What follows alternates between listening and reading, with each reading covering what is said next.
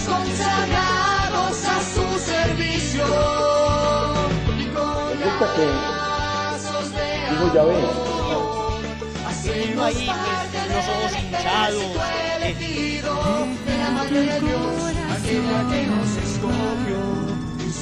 Conscientes de esto, vamos a ser mucho más efectivos en el momento de practicar la caridad y no.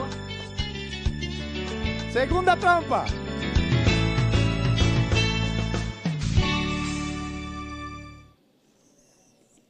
Y ustedes ven que la moda se fue degenerando. Primero era el traje de baño enterizo.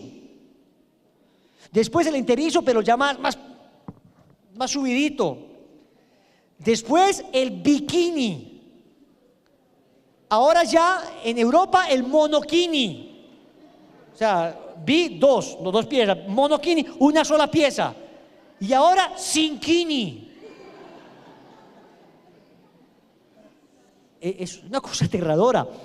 Entonces uno no puede dejarse llevar. Hombre, ¿significa que nunca puede volver a la playa? Sí, puede estar en la playa, en la piscina, pero buscando los trajes de baño más honestos que puedan, más decentes. Ahora que yo tengo un bikini, pues use una salidita de baño. Eso hay muchas consideraciones morales. Muchas consideraciones morales. Que no me puedo volver a broncear definitivamente. Que Wilson, yo soy verde. Me dicen y yo me imagino pues a Shrek, a Fiona, ¿no?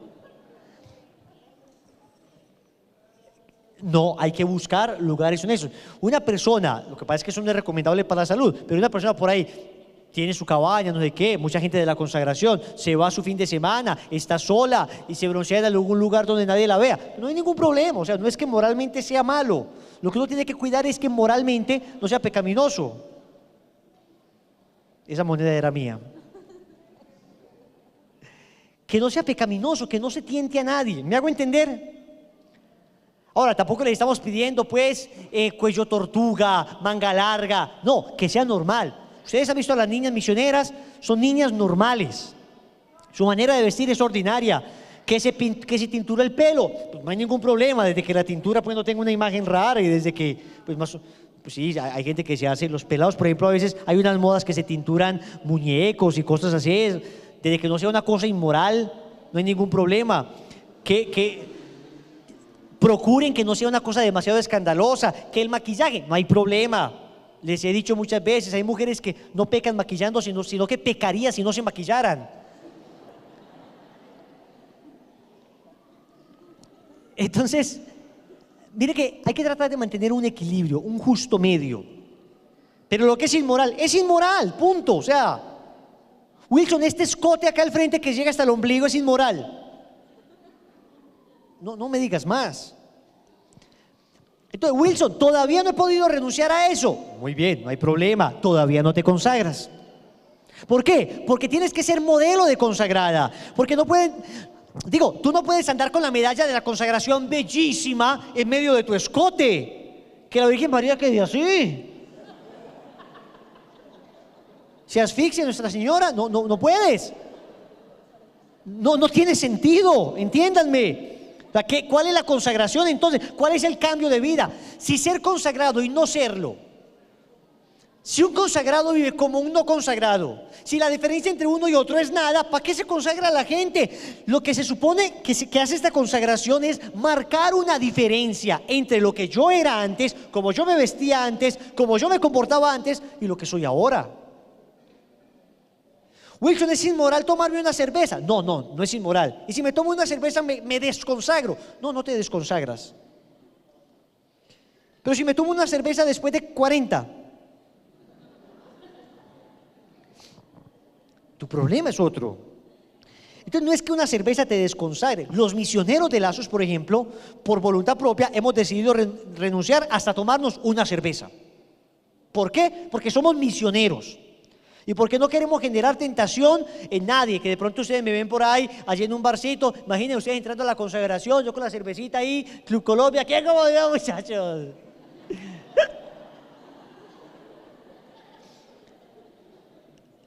Puede pasar dos cosas. Una, o se escandalizan y dicen, no creo en la consagración. O la otra, dicen, ah, caray, pues si Wilson se la toma no está mal. Y tiene razón. Digamos, yo gracias a Dios no tengo la debilidad del alcohol. A mí el alcohol honestamente me repugna. A mí el Baileys, para mí el Baileys sería ideal si no tuviera licor, porque me gusta la cremita. Una cerveza, más bien dulcecita, por eso tomo Ponimalta. No me gusta el licor, pero es una cuestión ni siquiera moral, es una cuestión de gusto. No, me fastidia, me parece repugnante. Gracias a Dios no tengo ningún tipo de inclinación hacia eso.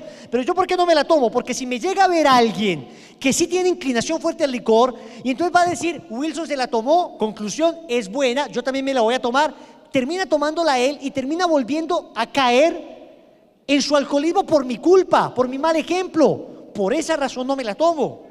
Pero el consagrado, ¿se podría eventualmente tomar una cerveza? Sí, no peca para nada. Ahora, si alguien quiere voluntariamente decir, hombre, yo para evitar escandalizar, además que no es necesario, hombre.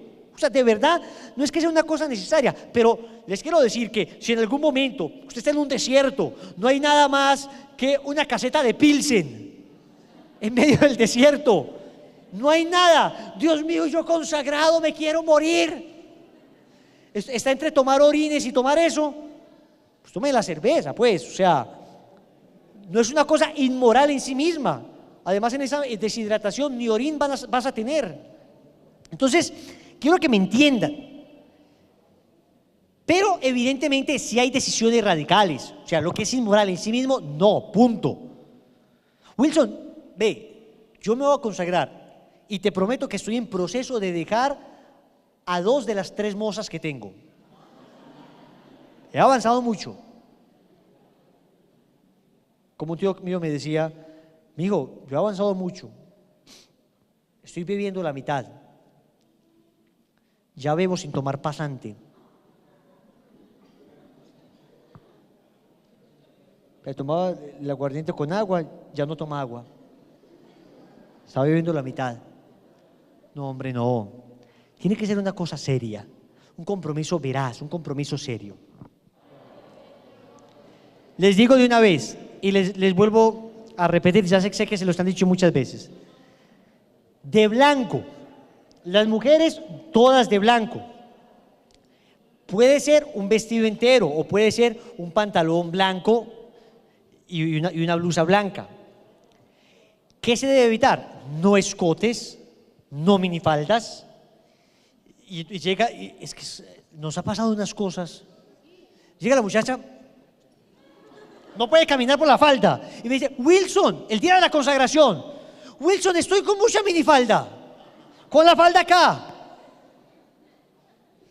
Y yo le digo, pues mira, la verdad, ahí hay un pantalón para que te lo pongas. O Wilson, estoy muy escotada. Que ni tengan duda, ¿me entienden? O sea, si tienen duda, sí estás muy escotada. Si tienes duda, tienes mucha minifalda. Porque cuando uno tiene duda, está bien. O sea, cuando hay duda, no hay duda de que sí. Cuando usted dice, ¿será que? Sí, punto. Listo. Porque es el día de la consagración. Y de verdad, que a veces nos han metido unos goles que uno, por misericordia de la persona, le ponemos una chalinita o alguna cosita. Le decimos, venga, que está haciendo mucho frío, y de pronto le da una pulmonía. Por misericordia. Pero señores, yo he advertido, yo sí me le acerco a la persona y le digo, te me consagras otro día. Gracias a Dios no me ha pasado, porque siempre en las consagraciones advierto. Pero si me llega a pasar, lo hago. Wilson, pero traje toda mi familia, ¿qué le voy a decir?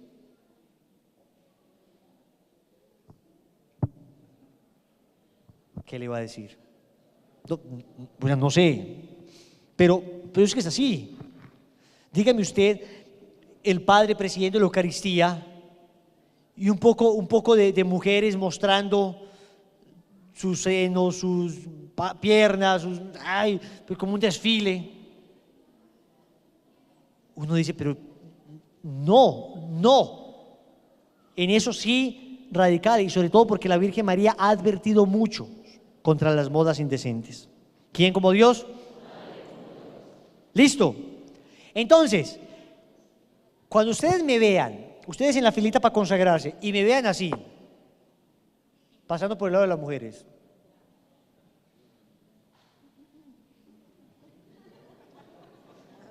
No tenga duda que la estoy evaluando. No tenga duda. Y si me detengo y hago...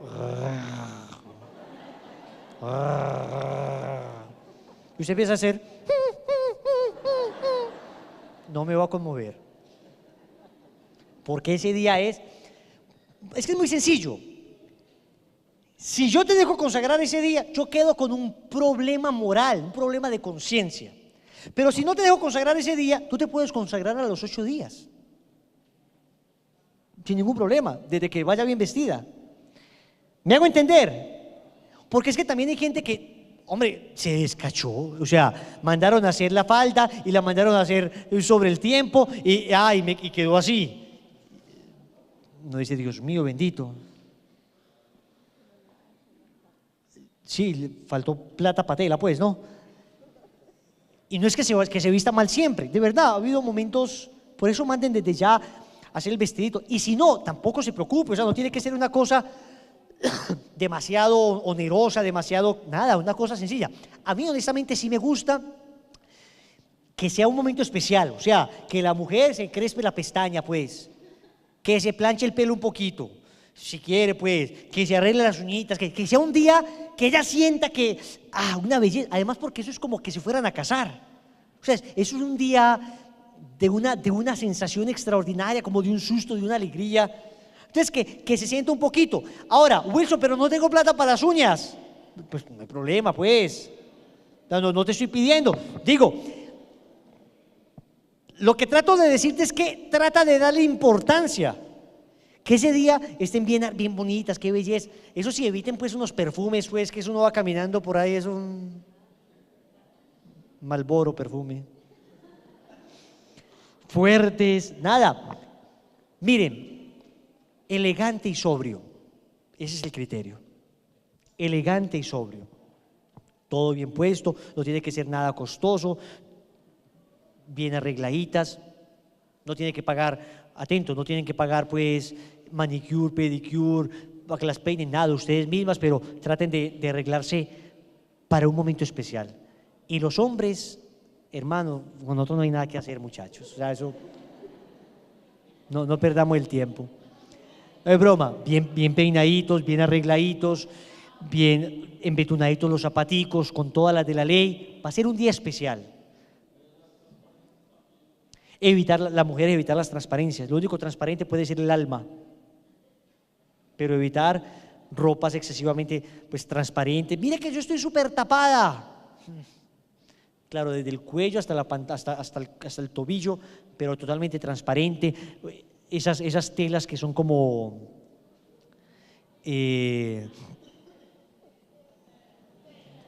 sí, siendo blanca, tengan mucho cuidado.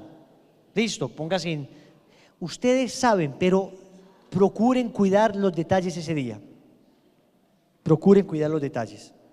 ¿Quién como Dios? Lección número 31.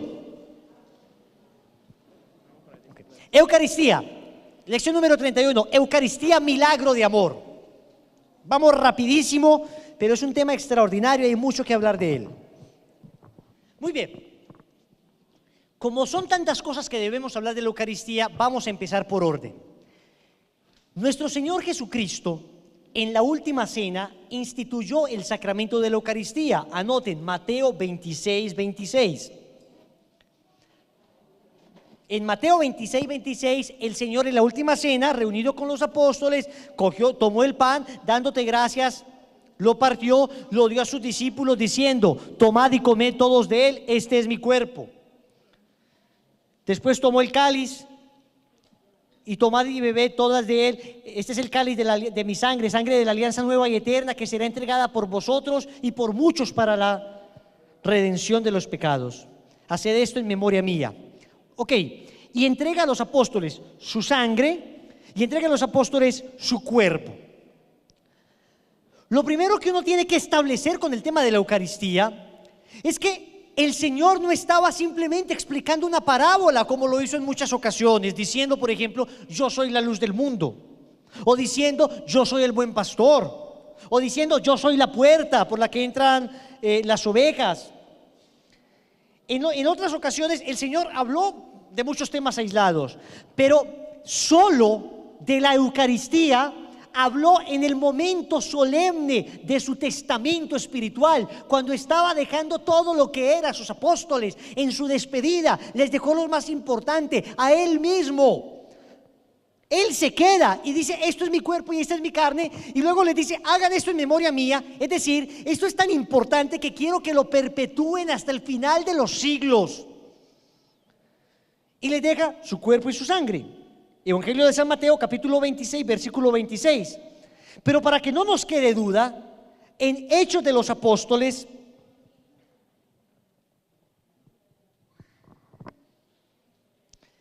en el capítulo 20, versículo 7, se narra que los apóstoles se reunían el primer día de la semana. ¿Quién sabe cuál es el primer día de la semana? El domingo es el primer día de la semana. El primer día de la semana se reunían para hacer la fracción del pan. Lo dicen los Hechos de los Apóstoles. ¿Y qué es la fracción del pan? Esto de partir el pan. Y para que no nos quede duda, anoten, Primera de Corintios, en el capítulo 11, versículo del 25 en adelante, el apóstol San Pablo narra que lo que él recibió lo transmitió a la vez a la gente. ¿Y qué fue lo que San Pablo recibió? Dice él, que la noche en que iban a entregar al Señor, él se reunió con ellos, tomó pan, lo partió, dio gracias y lo dio diciendo, esto es mi cuerpo. Lo mismo hizo con el cáliz. Y luego dice San Pablo, el apóstol San Pablo luego dice, cada que comes de este pan y bebes de este cáliz, anuncias la muerte de Jesús hasta que vuelva. Eso lo dice San Pablo. Y después dice San Pablo, el que come y bebe de la carne y la sangre del Señor indignamente, dice San Pablo ahí mismo en la primera carta a los Corintios, en el capítulo 11, come y bebe su propia condenación para los que comulgan en pecado mortal. Y dice, hay incluso gente que se ha enfermado por hacer eso físicamente, dice San Pablo. Dice San Pablo. Entonces esto se convirtió en una práctica de la iglesia. Los primeros cristianos entendían claramente que celebrar la Eucaristía, la fracción del pan, era hacer algo que el Señor les había mandado. Ahora la pregunta es, ¿será que este rito de partir un pan y este rito de echarles vino a una copa con un poco de agua, es un rito simbólico o efectivamente cuando el Señor decía, esto es mi cuerpo, esta es mi sangre, efectivamente era su cuerpo y era su sangre? Es la pregunta que nos debemos hacer. ¿Saben que el Señor la responde? Anoten esta cita bíblica, Juan 6:55. Evangelio de San Juan, capítulo 6, versículo 55. Dice el Señor, anoten ahí 2 puntos, mi carne es verdadera comida. Juan 6:55. Mi carne es verdadera comida y mi sangre es verdadera bebida.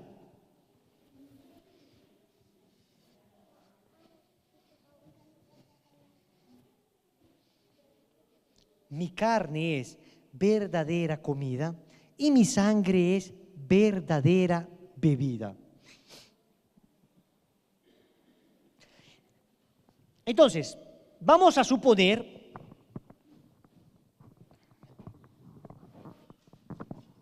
que esto es un velo. ¿Ok? Un velo. Esto representa un velo. Pregunto, ¿esto es verdaderamente un velo? Pero simboliza un velo. ¿Pero es verdaderamente un velo? Porque si yo digo que algo es verdaderamente algo, es porque es eso. Cuando yo añado que es verdaderamente algo, me refiero a que no es simbólico. Esto simboliza un velo, pero no es verdaderamente un velo. Ahora yo digo, ¿esto es verdaderamente una chaqueta? Porque lo es. No simboliza, es una chaqueta. Si nuestro Señor Jesucristo dice, mi carne es verdadera comida y mi sangre es verdadera bebida, ¿está hablando de manera simbólica? ¿Está diciendo metafóricamente que su carne es comida y su sangre bebida? Está diciendo que es así, punto. Y esto lo dice, escúcheme en esto, escúcheme en esta reflexión tan importante. Esto lo dice nuestro Señor en el Evangelio de San Juan en el capítulo 6. Como no tenemos mucho tiempo, yo les voy a decir qué hace el Señor en todo el capítulo 6, para que se vean un detalle muy lindo de San Juan. Al iniciar el capítulo 6 de San Juan narra que el Señor multiplica los panes. ¿Han escuchado el pasaje de la multiplicación de los panes? Al multiplicar los panes, San Juan está manifestando que Jesús puede hacer con el pan lo que quiera. ¿Cómo multiplicarlo? De 5 panes y 2 peces fue capaz de alimentar a una multitud de solo hombres, más de 5,000. Primero, demuestra que con el pan puede hacer lo que quiera. Lo que pasa después es que los apóstoles se van en la barca, el Señor se queda atendiendo gente y el Señor se va a rezar. Y los apóstoles se van en el lago de Genezaret, en el lago de Galilea, el lago de Tiberíades, que es el mismo, y de repente se desata una tempestad tremenda. Y en medio de la tempestad, ya era de noche, los apóstoles estaban así, aterrados. El Señor se había quedado al otro lado de la orilla y de repente ven al Señor caminando sobre las aguas. Dice el Evangelio que el Señor hizo ademán de seguir del arco. O sea, hizo como si fuera, a mí me da una risa. ¿Usted se imagina Jesús caminando? ¡Tío, muchachos, qué más! Como si nada fuera. Dice que hizo ademán de seguir de largo. Los tipos ahí, ¡ah, nos hundimos! Y el Señor, ¿qué, Pedrito? ¿Todo bien, muñeco? Entonces los apóstoles impresionados, se dan cuenta que es Jesús caminando sobre las aguas. Y dice San Juan que San Juan era el del ojo biónico, el que era capaz de discernir, el puro. Juan de los apóstoles era el más puro. El puro es el que es capaz de discernir a la pureza misma, a Jesús mismo. Dice San Juan, es Jesús. Entonces Pedro dice, Señor, si eres tú, mándame ir a ti. Y Jesús le dice, ven, Pedro. Y Pedro se va. Pedro era tremendamente impulsivo. O sea, Pedro era el típico que hacía y luego pensaba, ¿no? O sea, Pedro arrancó a caminar sobre las aguas, vio que eso estaba firme. El tipo estaba feliz y cuando de repente iba caminando en medio de la tempestad, una de las 4 neuronas que le quedaba reaccionó. Y le dijo, la neurona le dijo a Pedro, su propia neurona, ¿no? Le dijo, oye, discúlpame, qué pena interrumpir este momento tan emocionante, Pedro, pero sobre el agua no se camina, se nada.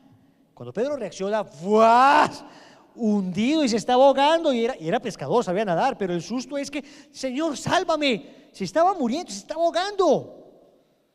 Pedro dejó de confiar en Dios y empezó a confiar en sí mismo, dejó de mirar a Jesús, empezó a mirarse a sí mismo y se estaba hundiendo. Jesús se lo montó al hombro. Yo creo que mientras iba caminando a la barca, Jesús miró al Padre Celestial y le dijo, Padre, ¿estás seguro que este va a ser el primer papa? O sea, y lo tiró. Ok, pero ¿qué se demuestra con esto? Ya con la multiplicación de los panes, el Señor había demostrado que con el pan puede hacer lo que quiera, como multiplicarlo. Ahora, caminando sobre las aguas, demuestra Él que con su cuerpo Él puede hacer lo que quiera, como caminar sobre las aguas. Es una cosa que violenta la ley de la naturaleza. Si con el pan puede hacer lo que quiera y con el cuerpo puede hacer lo que quiera, inmediatamente después de estos 2 acontecimientos, Jesús hace el discurso del pan eucarístico, donde dice, mi carne es verdadera comida. Si con el pan puedo hacer lo que quiere, con mi cuerpo puedo hacer lo que quiera, conclusión, voy a hacer que mi cuerpo sea pan para que ustedes coman y vivan. ¿Quién como Dios? ¿Precioso o no? Y por eso le dice, yo soy el pan bajado del cielo. El que coma de este pan vivirá para siempre, y el pan que yo le daré es mi carne, y la daré para la vida del mundo, porque mi carne es verdadera comida y mi sangre verdadera bebida. ¿Y saben qué dijeron en ese momento los que seguían al Señor, los que habían visto la multiplicación de los panes? Dijeron: ¿qué? ¿Estás diciendo que nos comamos tu carne? ¿Y saben qué dijo el Señor? Está lloviendo. ¿Saben qué dijo el Señor? Hombre, no me malentiendan. Esta gente tan radical en sus afirmaciones. No, estoy hablando metafóricamente. Si alguien encuentra esa explicación que yo di en ese pasaje, le doy ya $1.000.000. Ya. Pero me está picando en el bolsillo. Ya. Demuéstreme que Jesús le dijo: no me malentienda, metafóricamente hablando mi carne es comida, metafóricamente hablando mi sangre es bebida. ¿Saben qué hizo el Jesús, nuestro Señor? Es así. Entonces toda la gente dijo: pues nos vamos, este lenguaje es muy duro. Y el Señor, viendo que se iban, dijo: no importa, es así. Y miró a los apóstoles, y tan seguro estaba el Señor de que eso era así, que le dijo a los apóstoles: ¿ustedes también se quieren ir? O sea, estoy tan dispuesto a asegurar que mi carne es verdadera comida y mi sangre es verdadera bebida, que estoy dispuesto a perderlos hasta a ustedes, mis 12 discípulos. No me importa, pero es así. Y si me quedo solo, es así. Lo que yo le voy a dar es carne, lo que le voy a dar es sangre, mi carne y mi sangre. Y San Pedro dice unas bellísimas palabras, dice: ¿a quién iremos, Señor, si solo tú tienes palabras de vida eterna? Solo el que entiende palabras de vida eterna es capaz de comprender el misterio de la Eucaristía. El hombre carnal no, esto es solamente palabras de vida eterna, son solamente palabras espirituales, es solamente el Espíritu el que logra entender este misterio sublime de la Eucaristía. ¿Quién como Dios? Entonces el Señor explica, ahí queda claro que lo que nosotros comimos en verdad es su carne, y lo que nosotros bebemos en verdad es su sangre. Entonces lo bonito es esto, que cuando yo como naturalmente un alimento, yo soy superior al alimento. O sea, yo soy superior a las papitas a la francesa, yo soy superior a los espárragos que me hizo mi esposa ahora en el almuerzo. Cocina muy rico. Bueno, claro, yo soy un ser superior al alimento, y lo que hace el alimento es ser asumido por mí. Yo asumo el alimento. Ese alimento se vuelve Wilson. ¿Me comprenden? Es asumido por mí. Pero cuando comulgas, ¿quién es el superior? ¿Jesús o tú? Entonces ya no es que Jesús sea asumido por ti, tú eres asumido por Jesús. Más que decir: ahora Jesús es mi persona, ahora Jesús soy yo, Jesús dice: ahora tú eres mío. Y tan bonito es esto, que sucede místicamente una unión de cuerpos y almas. Lo que sucede cuando tú y yo comulgamos es místicamente lo que sucede en el abrazo conyugal de un par de esposos, en una relación íntima, donde se convierten en uno solo. Pues en la Eucaristía tú te conviertes en uno solo con Jesús, en un solo cuerpo y una sola sangre y una sola alma. Y Jesús habita en ti y tú habitas en Jesús. Y en ese momento ya no eres tú, en ese momento es Jesús. Y cuando una persona comulga, uno casi que debería hacerle una genuflexión a esa persona, porque ahí va caminando Jesús a Eucaristía. Y esto es tan radical que San Felipe Neri, cuando veía que después de la Eucaristía una persona salía a la carrera, San Felipe Neri cogía 2 monaguillos, cogía 2 acólitos, le daba 2 velas y le decía: vayan detrás de él. Y entonces el tipo iba caminando pues al trabajo y veía 2 monaguillos detrás con 2 velas. Y entonces él dice: ¿qué pasó acá? El tipo pues se asustaba. Y decían los monaguillos: estamos adorando al Jesús que tú por prisa no quieres adorar, al Jesús que está en ti. A esa radicalidad, a ese nivel de verdad, es esto de la comunión. ¿Y saben por qué una persona en pecado mortal no puede comulgar? Porque si pecó mortalmente, significa que le fue infiel a su amor, a Jesús. Entonces, siéndole infiel a Jesús, es igualito, idéntico a lo que hace un promiscuo sinvergüenza depravado, que primero va y se acuesta con la moza, con la prostituta, con la que sea, y después va a pegarle sus enfermedades a su esposa. Pero ¿cómo así? Después vas a decirle a tu esposa que la amas. Si ya demostraste que no la amas, te acostaste con otra, ¿cómo vas a decirle ahora que la amas? ¿Cómo vas a hacer un solo cuerpo con aquella con la que no eres una sola alma? ¿Cómo vas a unir tu cuerpo lujurioso a aquella a la que acabas de matar en su corazón con tu adulterio? O viceversa. Y esto es lo mismo que pasa en la Eucaristía. Una persona en pecado mortal no puede unir su cuerpo a Jesús, no puede hacerse uno con Él, porque en su vida está diciendo: no me importas, Jesús. O quizás sí me importas, pero en ese momento me importa más este pecado. ¿Quién como Dios? Y después de Dios, he ahí el misterio sublime. Por eso la presencia es real. Por eso cuando nosotros nos arrodillamos ante un Cristo, estamos arrodillándonos ante un símbolo. Está muy bien, porque los seres humanos, antropológicamente hablando, necesitamos de signos, de símbolos sensibles que estimulen nuestra fe. Pero cuando nos arrodillamos ante el sagrario, niñas, cuando nos arrodillamos ante el sagrario, nos estamos arrodillando ya no ante un símbolo, nos estamos arrodillando ante Cristo mismo, ante Él, el mismo que caminó en Nazaret, Belén, Galilea, Samaria, Judea, el mismo que levantó muertos, el mismo que sanó a la mujer hemorroísa. ¿Se acuerdan del Evangelio?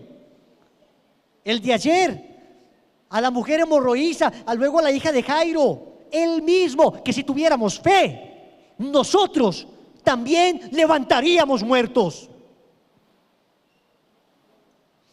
¿Quién como Dios? Y después de Dios, ese Jesús Eucaristía, ese Jesús que está allí en el sagrario, te está esperando. Cuenta Martín Valverde, un cantante muy famoso, el compositor de Nadie te ama como yo, esa canción tan linda. Dice que una vez él se fue iba a hacer un concierto o algo así. Entonces de repente él sintió que el Señor le decía: Martín, ve al sagrario. Y él se fue para el sagrario y empezó a cantar. Y le dijo el Señor: Martín, no cantes. Bueno, empezó a rezar. Le dijo: Martín, no reces. Se cayó a esperar a que Dios le hablara. Le dijo: Señor, habla. Y el Señor le dijo: Martín, no te voy a hablar. Entonces dice: pues no canto, no rezo, no me hablas. Entonces, ¿para qué querías que viniera? Y le dice el Señor: lo que pasa es que me sentía solito y quería que alguien me acompañara. Él está solito en los sagrarios. ¿Ustedes creen que Jesús quiere estar en los sagrarios? Jesús quiere estar en los corazones. Jesús quiere estar en todos nosotros. Jesús quiere estar viviendo en ti. Por eso quiere comulgarte cuando tú le comulgas. Él te comulga a ti, quiere unirse a ti. He ahí el misterio sublime, maravilloso, por el que los mártires estaban dispuestos a dar la vida. ¿Has escuchado la vida de San Tarcisio? Un niño de 12 años en el Imperio Romano, en la época de las persecuciones, habían metido a unos cristianos a la cárcel, y este niño le dice a un sacerdote, estamos hablando del siglo III, siglo II, le dice a un sacerdote: ¿quién lleva la comunión a nuestros hermanos que están muriéndose de hambre espiritual en la cárcel? Y Tarcisio dijo: yo se la llevo. Y Tarcisio se lo entregaron en un corporal, y Tarcisio se lo llevó con la mano puesta en el corazón, y ahí la Eucaristía. Un niño de 12 años, y se iba tranquilo, saludando a todo el mundo como si nada fuera, hasta que unos amiguitos le dijeron: ven, Tarcisio, ven a jugar. Y él dijo: no puedo, tengo algo importante que hacer.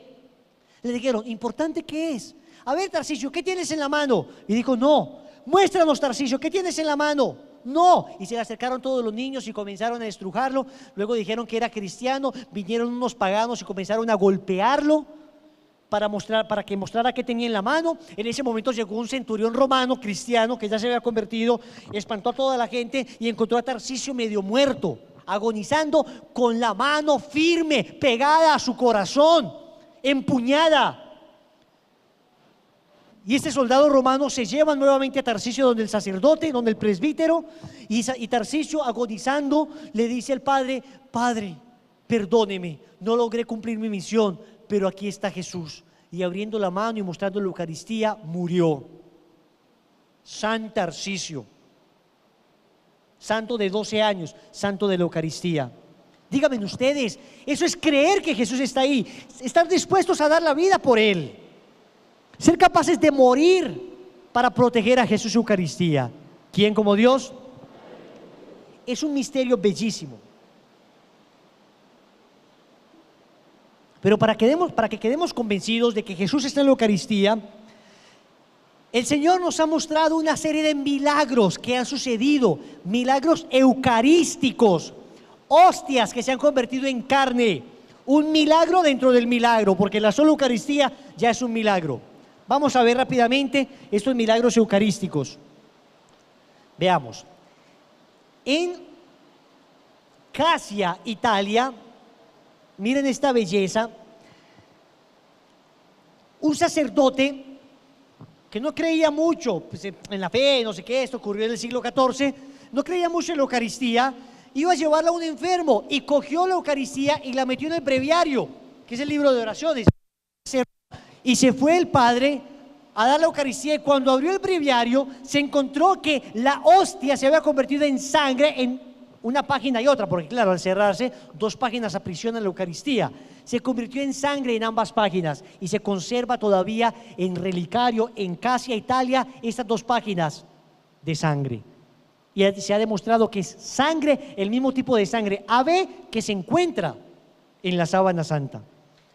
Sigamos. Esta, en Lanciano, Italia, en el año 700, un sacerdote de la comunidad de San Bruno estaba perdiendo la fe en la Eucaristía. Yo tuve el regalo de Dios de estar ante este milagro eucarístico de rodillas. Eso queda en el espolión de la bota itálica. Italia es como una bota. En el espolón queda ahí, hacia el lado del mar Adriático, queda nada más y nada menos que Lanciano.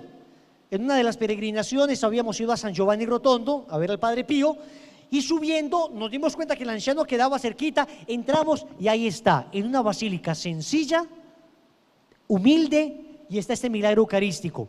La hostia se convirtió en carne. Escúchenme en este misterio tan maravilloso.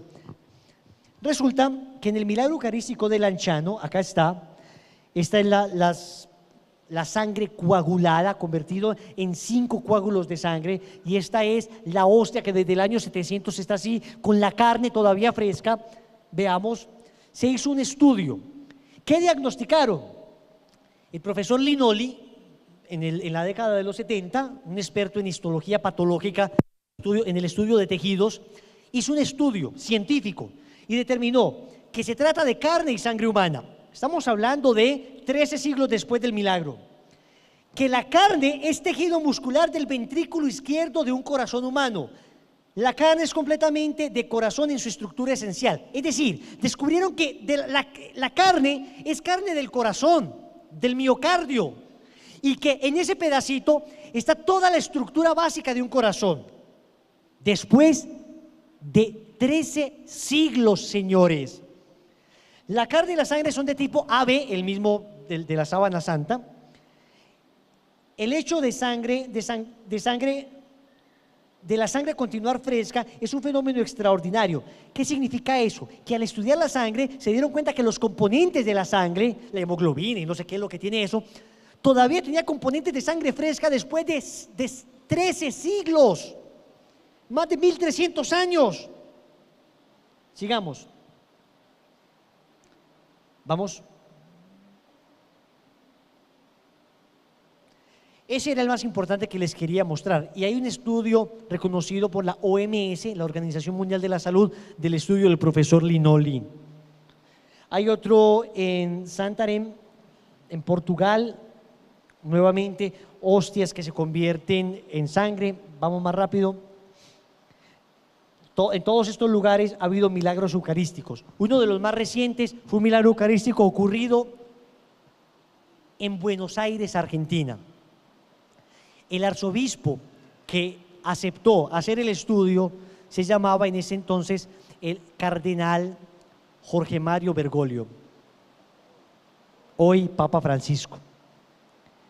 El milagro eucarístico que ocurrió en Buenos Aires lo investigó Ricardo Castañón, un neuropsicólogo ateo, trabajó en la NASA, y este señor, después de convertirse por un milagro en Bolivia, un Cristo que exudaba sangre, se dedicó a estudiar milagros eucarísticos y estudió un milagro eucarístico que todavía está en curso de aprobación, pero él ya tiene toda la argumentación científica.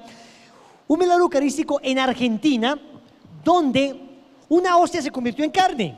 Ok, este tipo ha llevado este pedazo de carne a las universidades más prestigiosas del mundo: Oxford, Cambridge, la profesora de Harvard, la Universidad de Columbia, a las universidades más importantes, y ha cotizado con los expertos más grandes del mundo al respecto. Lleva la muestra de carne y dice: estúdieme en qué es eso, no dice nada más. Cuando lleva la muestra de carne, él está haciendo un video al profesor científico que está estudiando, y el científico dice: oh Dios mío, ¿cómo lo han hecho? Entonces dice Ricardo Castañón: ¿cómo hemos hecho qué? Y dice: ¿cómo me han traído un pedazo de corazón vivo? Vivo. Estaba el corazón todavía vivo del milagro eucarístico. Y dice: no, señor profesor, señor científico, esto es una hostia. Y queda estupefacto, sorprendido. Un milagro completo actual, reciente acá en Latinoamérica. Están sucediendo milagros eucarísticos. El Señor, no bastando de todo lo que ha sucedido, lo sigue haciendo. ¿Para qué? Para mostrarnos con absoluta claridad que Él está allí, para que nadie lo dude. ¿Quién como Dios? ¿Y después de Dios? Ahora bien, ¿dónde se confecciona la Eucaristía? ¿Dónde llega a nosotros? ¿A través de qué medio llega a nosotros la Eucaristía? A través de la Santa Misa. Por eso es tan importante asistir al sacramento de la Eucaristía, no solamente a Jesús Eucaristía, sino al sacramento en la celebración de la misa. Yo voy a hacer rápidamente una explicación rápida de las partes de la misa para que la entendamos. ¿Quién como Dios? Y para que cuando vivamos una Eucaristía nosotros sepamos qué estamos haciendo y qué debemos hacer. Atentos con lo que les voy a decir a continuación. A partir de este momento, cuando usted vaya a una Eucaristía, usted ya sabrá qué se debe hacer. Esto no lo autoriza usted para que empiece a criticar a todo el mundo, porque lo que pasa después de que uno conoce esto es que uno empieza a juzgar. Vea, este no se arrodilló, este no se paró, acá debería hacer esto, acá debería hacer aquello, el padre no hizo esto otro. Hay ciertas cosas, escuchen lo que voy a decir, hay ciertas cosas que son simplemente algunas imperfecciones litúrgicas, pero hay otras cosas que son aberraciones litúrgicas. Las imperfecciones litúrgicas las podemos tolerar sin ningún problema. Las aberraciones litúrgicas no las podemos tolerar bajo ningún pretexto. Y les voy a ir explicando a lo largo de la explicación de la misa. ¿Les parece? ¿Quién como Dios? Para explicarles la misa, quiero decirles que la misa tiene dos partes, con una introducción y una conclusión. Pareciera cuatro partes, pero en realidad son dos grandes partes, pero la primera parte tiene una introducción y la segunda parte tiene una conclusión. Vamos a hacer un simulacro de misa para que vamos entendiendo cada parte, ¿les parece? Yo voy a hacer de sacerdote para que ustedes entiendan, ¿no? Voy a hacer como si fuera el sacerdote. Entra el sacerdote y en ese momento todos se ponen de pie. Vamos a hacer como si fuera la misa, todos de pie. Estamos cantando una canción juntos, hermanos, miembros. Muy bien, no se emocionen. Entonces, claro, entra el sacerdote siempre da un beso al altar. En ese momento, pues si la Eucaristía es una Eucaristía solemne, pues pasan el incienso, una cosa muy linda. El sacerdote se para frente al altar porque durante la misa, cuando las velas están prendidas, el altar es el centro, escúchenme bien, el centro del templo. Por eso si usted durante una misa pasa por el sagrario y están en misa, si por alguna razón usted tiene que pasar por el sagrario, no se hace genuflexión, se hace simplemente al sagrario una venia. Cuando estamos en la Eucaristía. Y lo mismo, cuando pasa usted frente al altar, cuando estamos en la celebración, cuando los cirios están encendidos, siempre en la misa usted hace una venia. ¿Listo? El saludo del sacerdote, con los brazos abiertos, es en el nombre del Padre, del Hijo y del Espíritu Santo. Eso. Nosotros no decimos en el nombre del Padre, simplemente respondemos amén. Vamos a ver. En el nombre del Padre, y del Hijo, y del Espíritu Santo. Y saluda al sacerdote. Que la gracia de nuestro Señor Jesucristo, el amor del Padre y la comunión con el Espíritu Santo esté con todos ustedes. Ese es el saludo del Padre. Bien, ahora un padre dice: hola muchachos, ¿cómo van? ¿Quién cómo dio? No hay ningún problema. Es una imperfeccioncilla litúrgica, pero no hay ningún problema. Bien, todo esto, mire que es introducción. Voy a ir saltando rápido a las partes más cruciales, de tal manera que las entendamos. Después de este saludo, el sacerdote comienza con el acto penitencial. El acto penitencial es el momento para pedir perdón. Él puede hacer la fórmula larga o puede hacer una fórmula varias fórmulas que aparecen en el misal, de antífonas, ¿no? Él va diciendo, la fórmula larga es: yo confieso ante Dios Todopoderoso y ante ustedes, hermanos, que he pecado mucho de pensamiento, palabra, obra y omisión, por mi culpa, esa es la fórmula larga. O el Padre puede decir: Señor, ten piedad. Cristo, ten piedad. Señor, ten piedad. Eso es lo que conocemos nosotros como el acto penitencial. Los cantores, así se llaman los que cantan en la misa, no cantantes, cantores. Los cantores, si van a hacer una canción de acto penitencial, la canción tiene que decir: Señor, ten piedad, Cristo, ten piedad, Señor, ten piedad. Así después diga otras muchas cosas, pero ese contenido básico debe estar. Por eso no es litúrgico empezar a cantar: renuévame, Señor. Además que es evangélica la canción, no es litúrgica. Pero una canción que tenga otra letra, pero diga: Señor, ten piedad, Cristo, ten piedad, Señor, ten piedad, es perfectamente válida. Si es misa dominical, después de esto, el sacerdote hace el gloria. Gloria a Dios en el cielo. Ahí. Entonces, a veces los cantores comienzan a cantar: gloria, gloria, aleluya. Hermanito, qué canción tan linda, hermoso, pero ni se te ocurra cambiar una oración que lleva, escúchenme bien, 16 siglos tiene esa oración. El gloria a Dios en el cielo. No se te ocurra cambiar una oración de 16 siglos por ese canto. Termina la oración y después canta lo que quieras, pero no se te ocurra cambiar la oración por el canto. ¿Quién como Dios? A no ser que se cante la oración. Eso sí se puede. ¿Y cuál es la canción pues más tradicional? Es: gloria a Dios en el cielo y en la tierra paz a los hombres que ama el Señor. Esa se podría cantar: por tu inmensa gloria te alabamos, te bendecimos, te adoramos, te glorificamos, te damos gracias. Perfecto. ¿Por qué se puede cantar? Porque la letra es la oración. Luego el sacerdote dice: oremos. En ese momento hay una pausa. Desgraciadamente las pausas se han perdido. Los silencios en la misa son importantes, porque la oración que viene se llama oración colecta. Cuando el Padre dice oremos después del ten piedad y después del gloria, es el momento para pedir. Se llama colecta porque el sacerdote va a recoger la oración de todos los fieles. Ahí es propiamente donde uno debe hacer: Señor, yo te entrego a mi esposa, a mi esposo, a mis hijos, te entrego este problema económico. Oración colecta. ¿Quién como Dios? Termina el Padre, termina la oración colecta diciendo: por Jesucristo nuestro Señor. Siéntense. Terminó la introducción. Viene la primera parte de la Eucaristía, que se llama liturgia de la palabra. Llegan los lectores llegan y, si pasan por el altar, hacen una veña al altar. Después proceden a hacer las lecturas. ¿Dónde están las lecturas?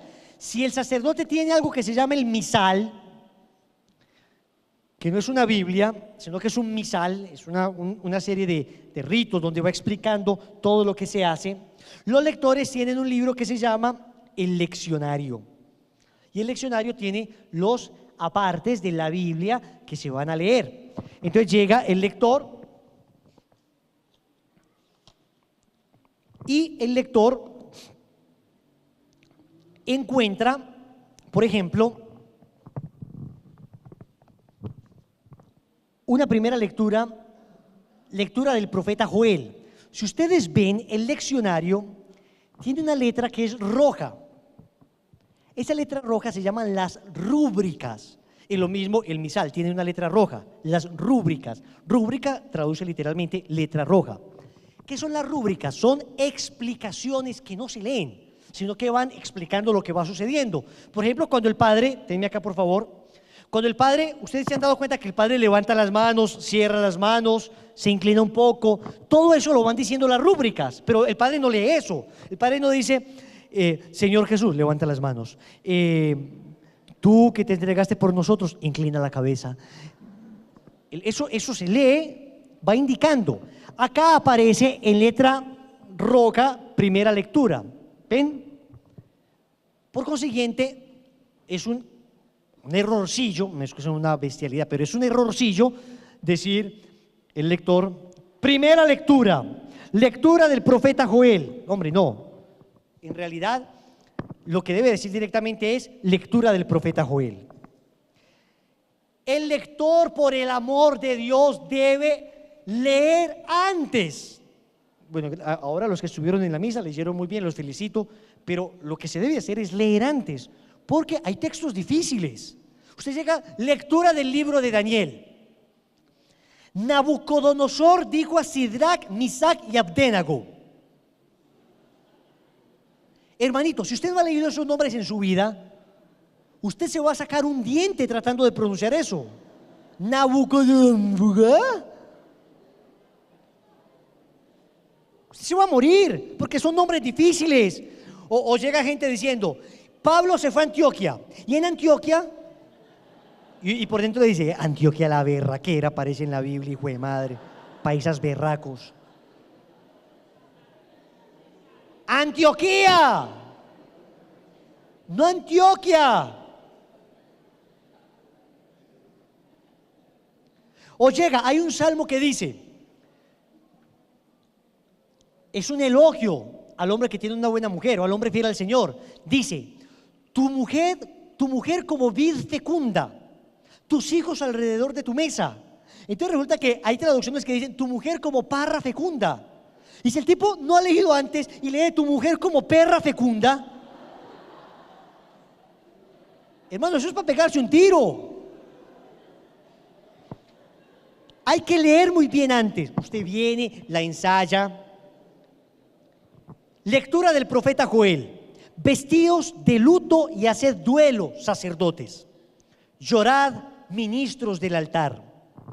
Venid a dormir en esteras, ministros de Dios, pues falta en el templo del Señor. Vas leyendo, vas haciendo pausas, vas pronunciando bien. Termina la lectura, llega la del Salmo o el del Salmo está atrás. No tiene que decir: al Salmo respondemos todos con alegría, entusiasmo, que se sienta, aquí hay raza. El Señor juzga. Nada. Eso habría que hacerlo en un lugar donde no se ha recibido catequesis. Pero si uno viene a misa desde niño, uno sabe que lo que dice él lo va a repetir uno, la antífona. Entonces dice: el Señor juzgará al orbe con justicia. Te doy gracias, Señor, de todo corazón, proclamando tus maravillas. Me alegro y exulto contigo y toco en honor de tu nombre, oh Altísimo. A veces son muy largas. Es un problema. O sea, los que no tenemos, yo no tengo buena memoria corta, tengo memoria a larga distancia, a largo plazo. Entonces, hay salmos difíciles. Uno tiene que tratar de estar lo más pendiente posible. Termina la lectura, llega la otra persona, hay una segunda lectura y el otro no dice segunda lectura, no, lectura de la carta del apóstol San Pablo a los Corintios. Terminan los tres, si es misa dominical, o los dos, si es misa en semana, van nuevamente ante el altar, hacen una venia y se sientan. Si las personas están allá, pueden hacer la venia al altar, no necesariamente cruzándose, desde una esquina hacen una venia al altar.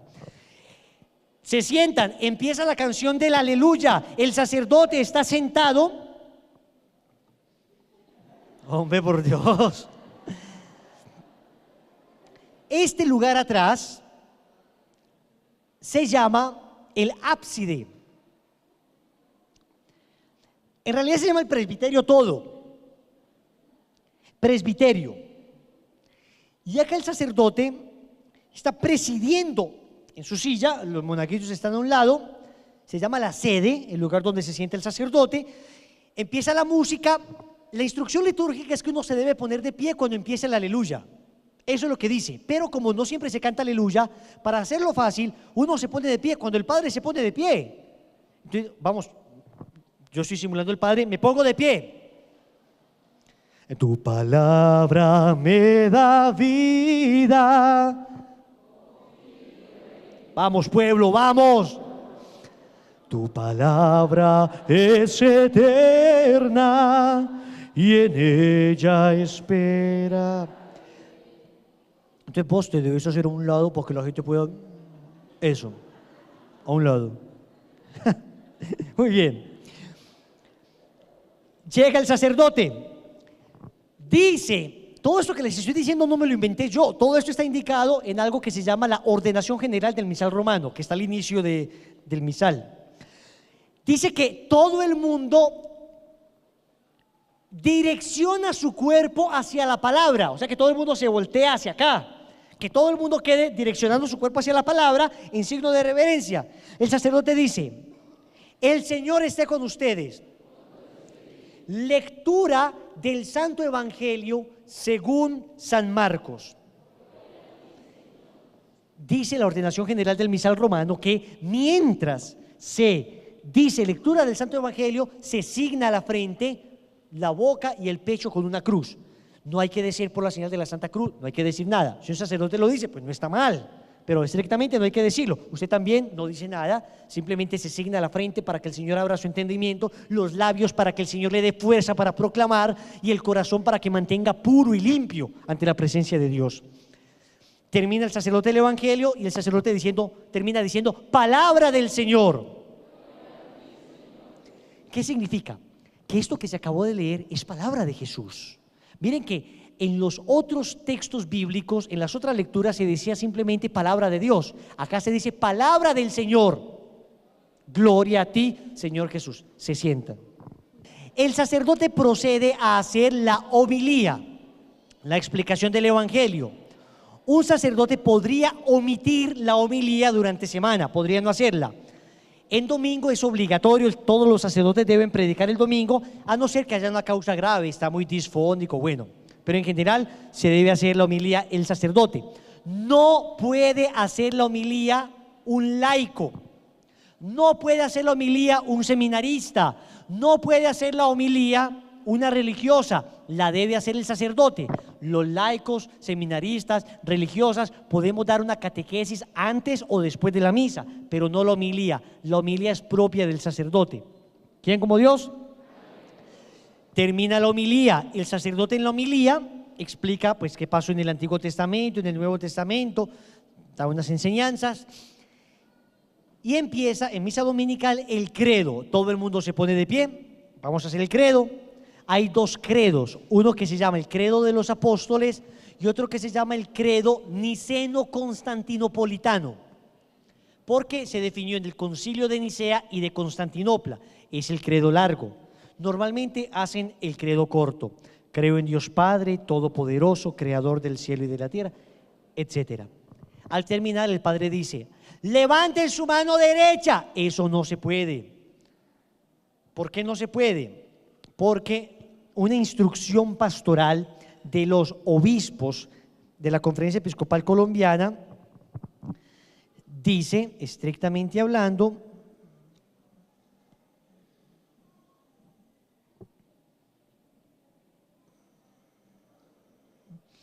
dice así: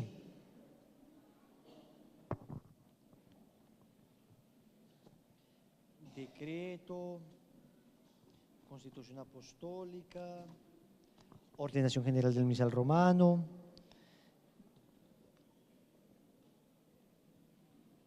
para que no digan que soy yo el que digo que no. Dice: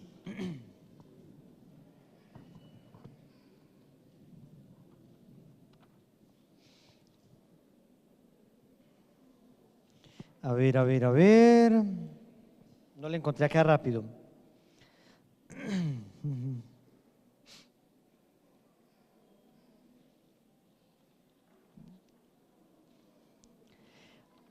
Dice básicamente, pero no la veo acá, está la Ordenación General del Misal Romano, que es la introducción. Y luego, es que yo creo que esta es edición española. ¿Siguen de pie? ¿Están cansaditos?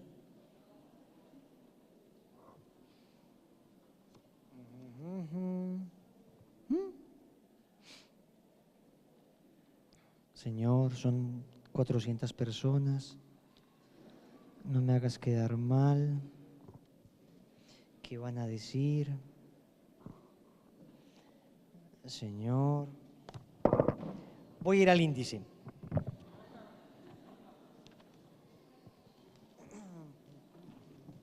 Ah, pero este es alfabético.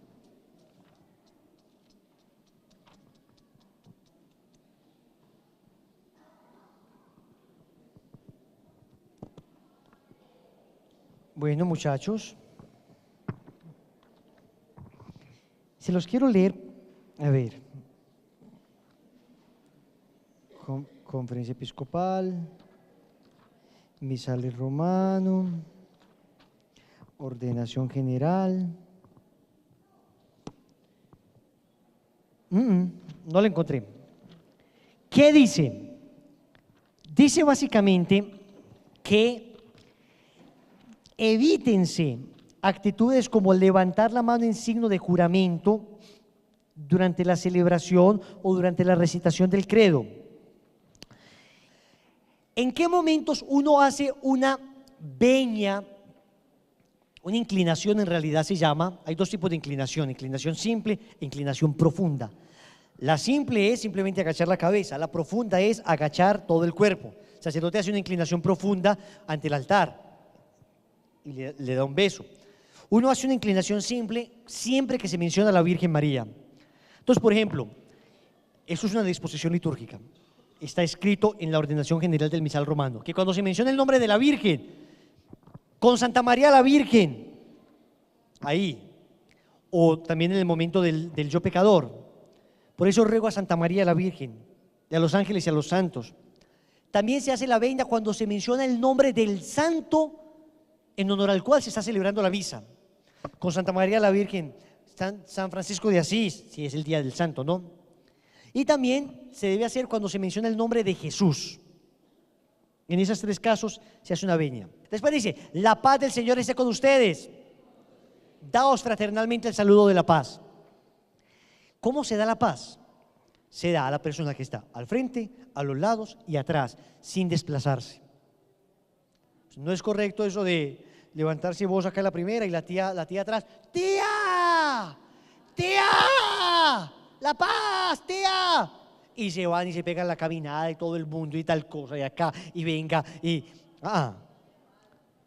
ni donde el padre ni nada, ni a los novios ni a nadie. En ese momento las personas que están al lado, atrás y al frente, punto.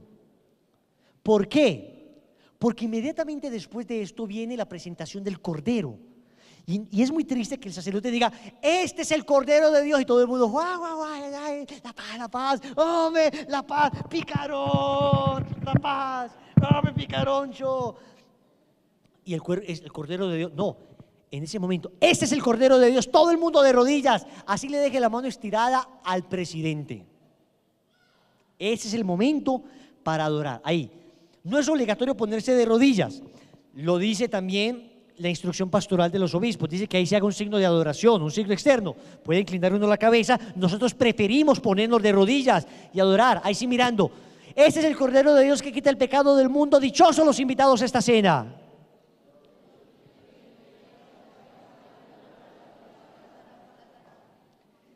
El cuerpo de Cristo guarde nuestra alma para la vida eterna. Y el sacerdote, antes de comulgar, si ustedes ven, el sacerdote hace una oración que se llama una oración secreta. Son oraciones que solo el sacerdote hace. Y la oración dice más o menos así: Señor, que este viático divino que voy a comer sea para mí motivo de salvación y no de condenación eterna. Y el sacerdote comulga. Viene el momento de la comunión. Viene el sacerdote. ¿Cómo se debe comulgar? Háganme el favor, ustedes cuatro pónganse de pie. Yo soy el sacerdote, estoy acá. Si ustedes ven acá, hermano, tú, mi acólito, donde puedan usar patena, hasta el otro lado, tú. Donde puedan usar patena, usen patenas. Usted le puede decir al padre de su parroquia, padre, si quieres yo le ayudo sosteniendo la patena. ¿Por qué? Porque en cada parte de Jesús, de la Eucaristía, está Jesús completo. Si yo parto el oro, un lingote de oro en 10 pedazos, ¿dónde quedó el oro? En los 10 pedazos. El oro está allí. Lo mismo, si parto el cuerpo de Cristo, cuando el sacerdote parte el cuerpo de Cristo, no es que quedó un pie derecho y mano derecha de Jesús acá, cabeza acá, no, Cristo completo acá y Cristo completo acá. Entonces, acá está el sacerdote. El sacerdote dice, el cuerpo de Cristo. Los que estaban haciendo la fila, 2 personas antes de comulgar, en este caso tú, ellos ya pasaron, hacen una genuflexión.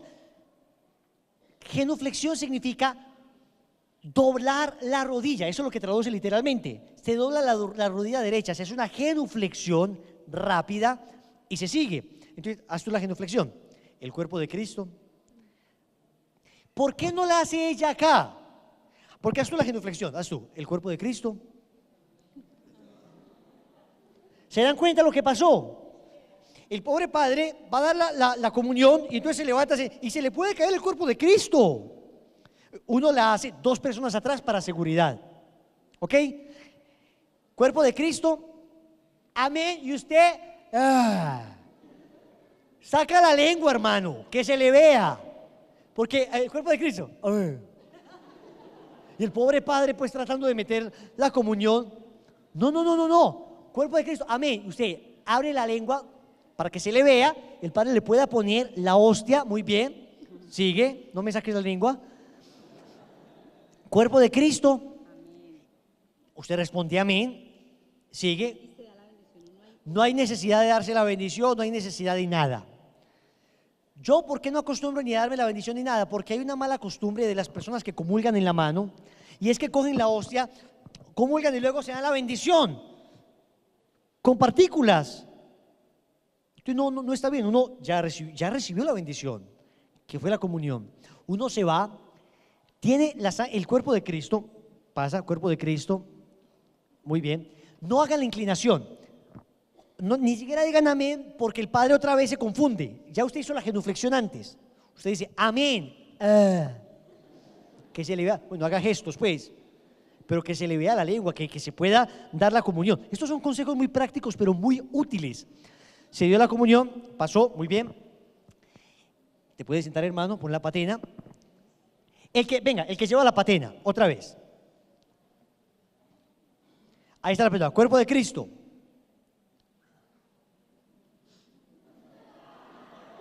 piloso.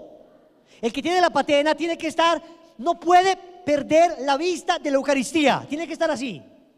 No puede decir, don Pedro, no me haga bien, don Pedro, doña Matilde, que haga doña Matilde, y pedazos de Cristo del piso, don Juan, no, don Juan, no.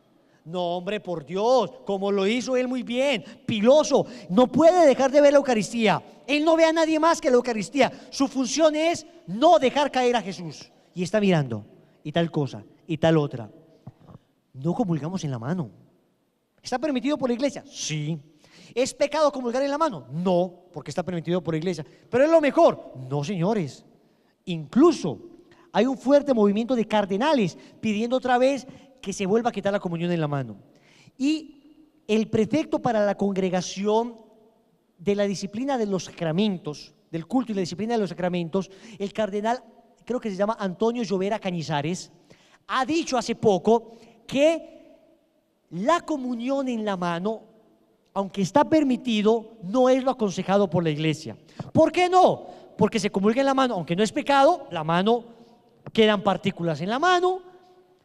El hecho de yo tener a Dios en mi mano, hay más peligro de robarse una comunión en la mano. Hombre, que yo me la puedo meter a la boca y sacármela y robármela. Sí, pero es más difícil.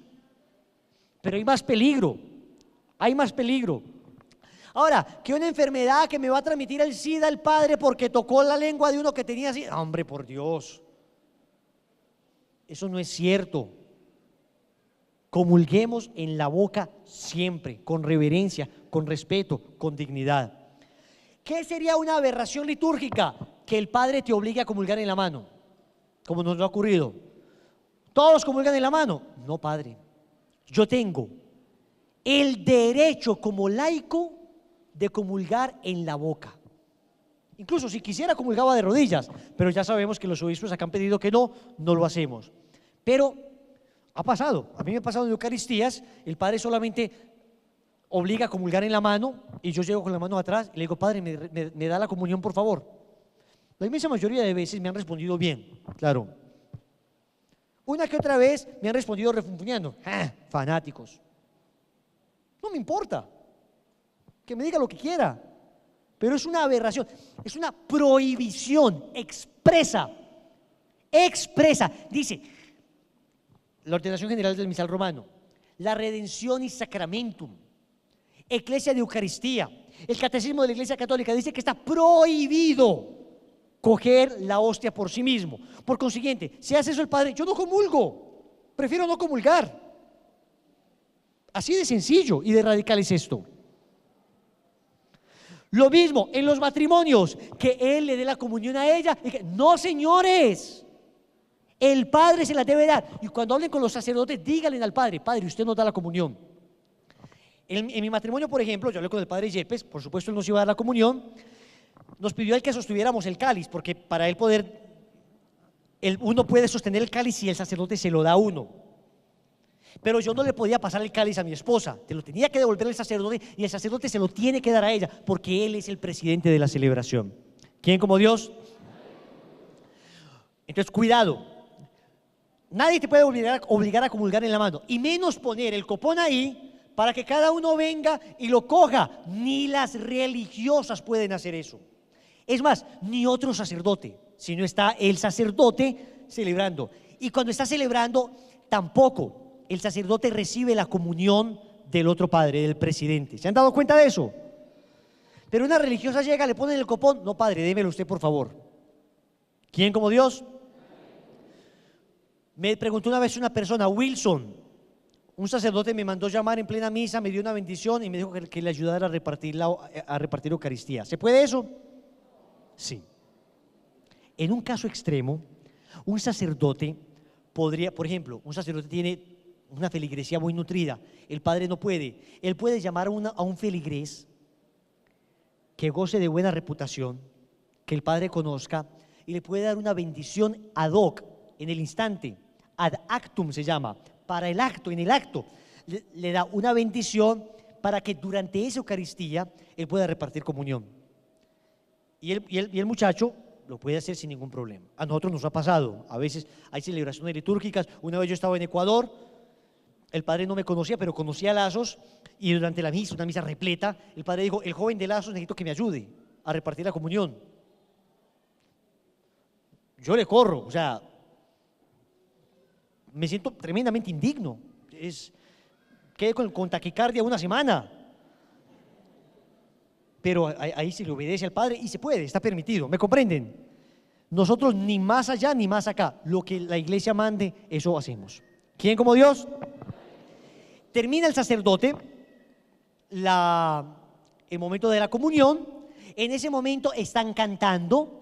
Cuando tú comulgas, te vas, consumes la Eucaristía inmediatamente, no te quedas con ella, no se la vas y se la muestras al primito, como hacen algunos muchachos.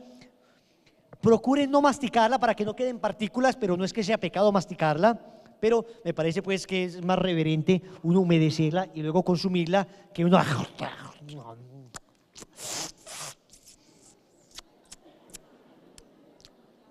Amén, cuerpo de Cristo. Es mucho más digno consumirla, humedecerla, consumirla con reverencia, con devoción. En ese momento tú te quedas haciendo adoración. La disposición litúrgica pide que uno se una al canto. Los que están cantando, uno se une al canto, un canto de adoración. Por eso ahí no pueden poner: a Dios le pido que si me muero sea de amor, y si me... En una misa me tocó escuchar a Dios le pido de Juanes en el momento de la comunión. ¿Se acuerdan de esas propagandas de la vivienda? Así es, Ricardo Jorge, las del Mundial. Haga de cuenta el Ricardo Jorge, pues. O sea, su dinero puede estar en el lugar equivocado, pero equivocado. Y le fuimos a decir al padre: padre, disculpe, esa canción no es propia. Ah, pero habla de Dios. No se debe poner una canción que hable de Dios. Se debe poner una canción que adore la Eucaristía. Si Juan le cantara la Eucaristía, está bien, que sea el que sea, pero no es simplemente que hable de Dios. Hay canciones que hablan de Dios para ofenderlo y hablan de Dios. Y le dijimos con toda reverencia y con todo respeto: padre, disculpe, esa canción no está bien. Hay padres que lo toman bien, otros padres que no lo toman bien, pero uno con respeto, con cariño, debe decir las cosas. O si no, los abusos se van a seguir dando. ¿Quién como Dios? Otro abuso que lo llegaran a llamar. Gracias a Dios aquí en Medellín en general no hay abuso litúrgico, o sea, más o menos hay cositas, pero no hay una cosa así como por ejemplo en otros diócesis, en otros lugares donde el padre consagra arepa en vez de pan. Arepa, abuso litúrgico, eso no hay una consagración verdadera. Una vez llamó a una ministra: a ver, tenga aquí, por Cristo con él y la ministra con el cáliz. Abuso litúrgico. Eso lo tiene que hacer el sacerdote, no puede ser un laico. Ese tipo de cosas, aunque el padre se enoje, uno le dice: no, padre. Fanático, no, padre. Sobre todo cosas relacionadas directamente con la Eucaristía, no, padre. Con respeto, padre, no, muchas gracias. Punto. No, pero ahí obedezca. Le debo primero obediencia al Papa, a la iglesia. Y la iglesia me ha pedido que no haga esto. ¿Quién como Dios? Repito, gracias a Dios aquí en la Arquidiócesis de Medellín uno no se ve en esas dificultades. Pues no, los que vamos a misa todos los días o intentamos, difícilmente nos tocará una circunstancia de esas.